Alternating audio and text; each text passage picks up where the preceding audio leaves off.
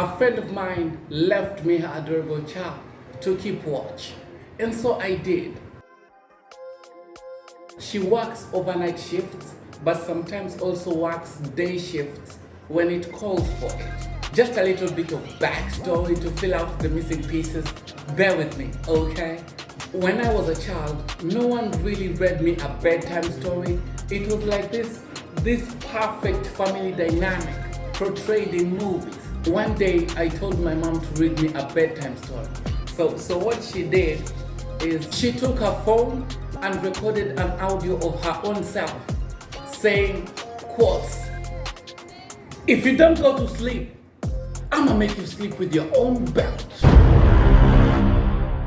Then she put it next to my bed on repeat.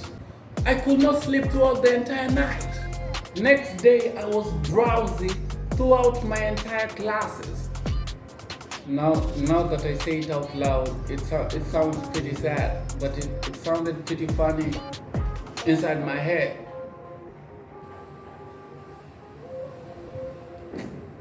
Let's head back to my friend's child. Now I'm in her house with her kid, and she's at work, and it's almost bedtime for the kid. That day, the child had his friends around, and they were telling each other all sorts of horror stories. And now he was afraid to go and sleep alone. He just couldn't. So I took him to his bed and sat on the side while he stared at the ceiling.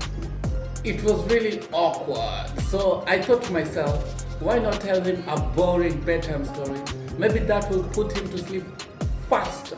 I thought maybe it would ease out his horror thoughts, but I didn't have a storybook, so I invented one. I won't tell the entire story, but here is how it wraps up, or the basis of it. I told him that when he gets to 12 years old, a hair fairy would come at night and plant hair seeds at different areas of his body. Then every night, the fairy comes and waters the hair so that it grows healthy. I told him that that's the same reason celebs don't have armpit hair. Celebs on magazines don't have armpit hair or hair anywhere else except their hair.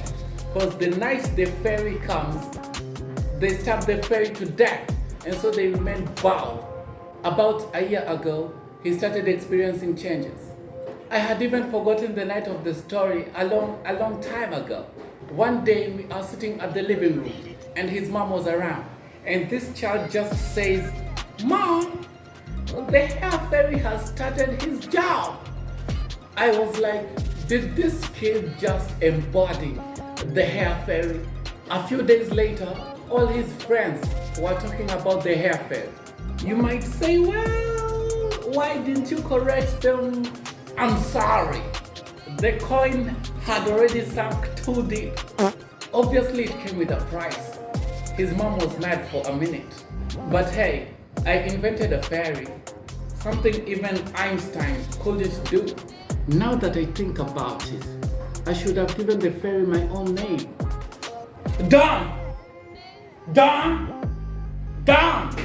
Where's my phone? I need to make an important phone call.